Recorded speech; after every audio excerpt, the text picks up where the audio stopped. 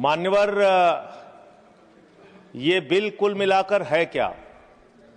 बड़े बकाए कर्जदारों को, जो बड़े बड़े कर्जा लेके बैठे हुए लोग हैं, उनको आप संरक्षण देने का काम इस बिल के माध्यम से कर रहे हैं। और मैं इसको इस रूप में भी कहूंगा कि बैंकों में आम आदमी का पैसा जमा है। मान्यवर, किसान का, मजदूर का, कर्मचारी का लाखों करोड़ रुपए जमा रहता है। वो पैसा आप गरीब आदमी को नहीं देते, उनके रोजगार के लिए नहीं देते, एमएसएमई सेक्टर के लिए नहीं देते। वो पैसा उठा के आप अपने चंद पूंजीपति मित्रों को दे देते हैं, जिन मित्रों से आप पीछे से चंदा लेते हैं और धंधा देते हैं, उन मित्रों को आप पैसा दे देते हैं। और जब वो मित्र आपके डूब जाते हैं तो आप उनको बचाने के लिए ये बिल लेके आते हैं। तो कुल मिलाकर बैंक डकैती को लीगलाइज करने का ये बिल है। बैंकों पर जो डकैती हो रही है आपके दोस्तों के द्वारा, आपके मित्रों के द्वारा, उसको लीगलाइज करने का काम इस बिल के माध्यम से आप कर रहे हैं। आपका ध्यान इस देश की अर्थव्यवस्था को ठीक करने के लिए नहीं है। मान्यवर, मैंने पूरी डिबेट सुनी लोकसभा की, खाली एक चीज बताई जा रही है, ये लोन पहले का है, ये लोन पहले का है, ये लोन पहले का है। लेकिन मैं आपसे पूछना चाहता हूं, जब आपकी सरकार बनी तो आप तो कह रहे थे हमारी 56 छुरी वाली सरकार है, हम एक एक आदमी से डंडा मार मार के वसूली करेंगे, सबसे पैसा लेंगे, कोई भागने नहीं पाएगा। लेकिन आपके राज में, मोदी जी के राज में 9,000 करोड़ रुपए लेके विजय माल्या भाग गया, 20,000 करोड़ रुपए के लेके नीरव मोदी, मेहुल चौकसी भाग गया, 6,000 करोड़ रुपए लेके नितिन संदेशरा भाग गया, 2,500 करोड़ रुपए लेके ललित मोदी भाग गया। ये बड़े बड़े जो हजारों करोड़ रुपए के लुटेरे थे, हिंदुस्तान से भगाया किसने इनको? आपने भगाया। ये गुनाह आपने किया। इसलिए आपको देश की अर्थव्यवस्था को ठीक करने का आपकी मंशा नहीं है। आपकी जो 56 छुरी वाली सरकार थी, उन्होंने तो इन लोगों को भगाने का काम किया, इन लोगों को निकालने का काम किया, सेफ पैसेज देने का काम किया। देश की जनता लूटी गई, बैंकों को आपने खाली करने का काम किया। और ऑथेंटिकेट करते हुए मैं आपको बताऊंगा मान्यवर, ये आपका लोकसभा में दिया गया सरकार का उत्तर है, मेरे घर पे नहीं बना। इसमें आप लोगों ने साफ तौर पे बताया है कि आपने करीब करीब 70% कर्जा 5,44,000 करोड़ में से मात्र 1,60,000 करोड़ रुपए आपने कर्जा वसूला और बाकी सब का सब आपने माफ कर दिया। ये तो बड़ी अच्छी स्कीम है आपकी, बहुत अच्छी स्कीम है। यही स्कीम आप किसानों के लिए लाइए, यही स्कीम आप मजदूरों के लिए लाइए, रेहड़ी पटरी वालों के लिए लाइए, छात्रों के लिए लाइए, छोटे दुकानदारों के लिए लाइए। और कहिए कि अगर 1 लाख रुपए किसी किसान का बाकी रहेगा, 30,000 रुपए दे दे, उसका बाकी कर्जा माफ। कहिए कि अगर 1 करोड़ रुपए किसी दुकानदार का, छोटे व्यापारी का माफ रहेगा, बकाया रहेगा, उससे 30 लाख रुपए लेके 70 लाख रुपए माफ। क्योंकि यही काम तो किया है आपने। आंकड़े पढ़ रहा हूं मान्यवर, ध्यान से पूरे देश को सुनना चाहिए क्या है आपकी असलियत। आपने भूषण स्टील का 54,000 करोड़ रुपए कर्जा बकाया था, 42,000 करोड़ रुपए आपने वसूला, 23% आपने माफ किया। एसआर का, भूषण स्टील का 57,000 करोड़ रुपए बकाया था, 35,000 करोड़ वसूला, 38% आपने माफ किया। 8,000 करोड़ रुपए ज्योति स्ट्रक्चर्स का बकाया था, 55% आपने माफ किया। 91,000 करोड़ जीएचएफएल का बकाया था, 60% आपने माफ किया। भूषण पावर का 48,000 करोड़ रुपए बकाया था, 19,000 करोड़ रुपए वसूला, 60% माफ किया।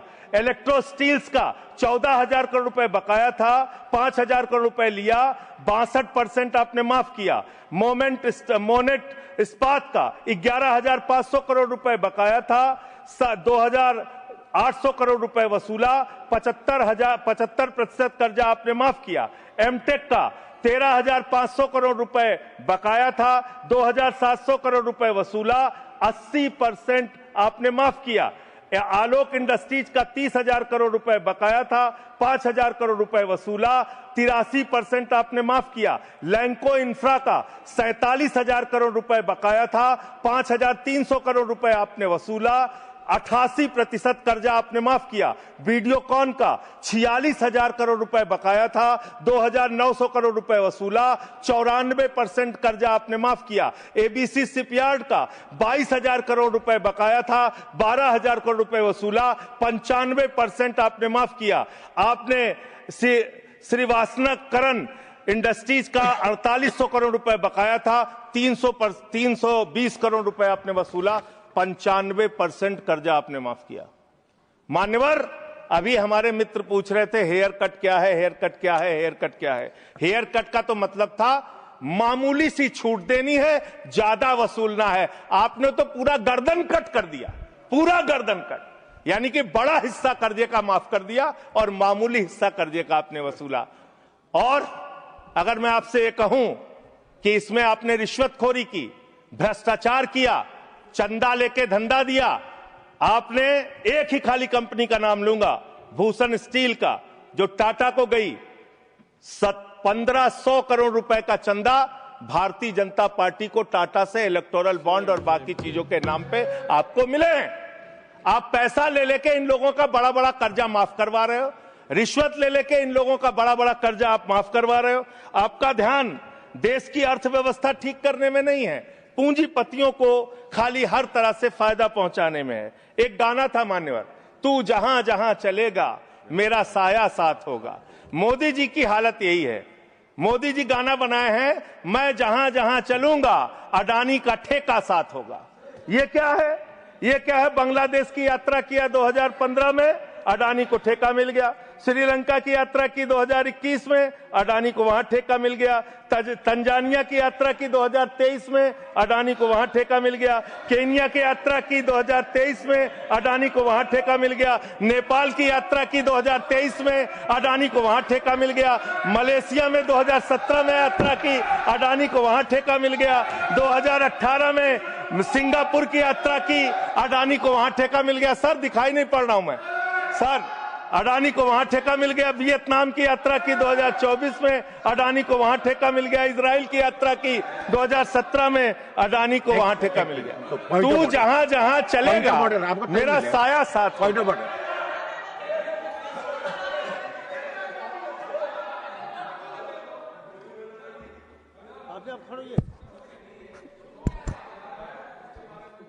कोई भी रिलेवेंट नहीं है, ये जो इरेलीवेंट जो इन्होंने उसको भाषण से निकाला जाए सर, एक्सपेंज किया जाए। कोई मत। दूसरी बात सर, इतना झूठ आंकड़ा दे रहे हैं, उसका कोई तथ्य दूर दूर तक नहीं है। रिकॉर्ड में चेक करेंगे, हम रिकॉर्ड चेक कर लेंगे। हाँ बोले। अडानी का नाम सुनते ही इन लोगों को 440 वोल्ट का करंट क्यों लग जाता है? मुझे तो समझ में नहीं आता। जैसे अडानी का नाम लो, पूरी की पूरी भाजपा खड़ी हो जाती है। 440 वोल्ट का करंट लग जाता है। यही विषय है कि देश को बर्बाद किया है तुमने, कर्जा दे दे के अपने दोस्तों को भगाया है। अब बिल पे आपका ध्यान बड़े बड़े पूंजीपतियों से। मान्यवर मेरा समय जा रहा है,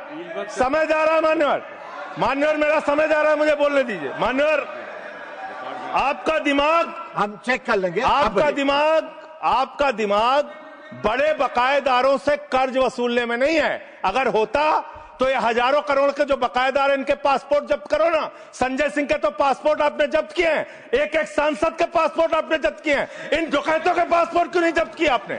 इन डकैतों के पासपोर्ट क्यों नहीं जब्त किए आपने? नहीं जब्त किए। आपका दिमाग क्या है? यूट्यूबर पकड़ना है, न्यूज वाले को पकड़ना है, 4 PM संजय शर्मा का बंद करना है, राजीव निगम का फेसबुक बंद करना है, मुकेश मोहन पे मुकदमा करना है। खाली आपको अपने विरोधियों का गला घोटने के अलावा दिन रात कोई काम नहीं है। खाली आपको अपने चंद पूंजीपतियों को फायदा पहुंचाना है। देश की जनता भाड़ में जाए, कोई मतलब नहीं आपको। नोटबंदी करके आपने देश की अर्थव्यवस्था को बर्बाद किया। आपने एक अपने पूंजीपति दोस्त को हिंदुस्तान की सारी संपत्ति देके देश को बर्बाद किया। आप सिर्फ देश को लूटने वाले लोग हो। आप देश को लूटने का और भ्रष्टाचार करने का और उनसे चंदा लेकर धंधा देने का काम कर रहे हैं। मान्यवर, इस बिल का मैं पूरी तरीके से विरोध करता हूं। अंतिम बात कहकर खत्म करूंगा। मान्यवर, MCLT की बड़ी चर्चा हुई।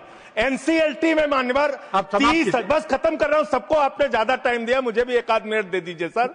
एनसीएलटी में 30,000 केस पेंडिंग है सर, और 270 दिनों में एनसीएलटी को केस का निराकरण करना होता है। एनसीएलटी तो भ्रष्टाचार का गढ़ बन गया है, उनके पास ऊपर से फोन जाता है नेताओं का, इसका इतना माफ कर दो, उसका उतना माफ कर दो। ये अंतिम वाक्य चीफ जस्टिस का मैं बोल के अपनी बात खत्म करूंगा। 48,000 करोड़ रुपए अनिल अंबानी का बकाया था, 430 करोड़ रुपए में सेटलमेंट हो गया। तो सूर्यकांत जी चीफ जस्टिस जी ने कहा, उन्होंने कहा that the insolvency process had become mockery। ये भारत के मुख्य न्यायाधीश का बयान है इंसॉल्वेंसी के बारे में, जिस तरीके से आप लूटखोरी कर रहे हैं। बहुत बहुत धन्यवाद।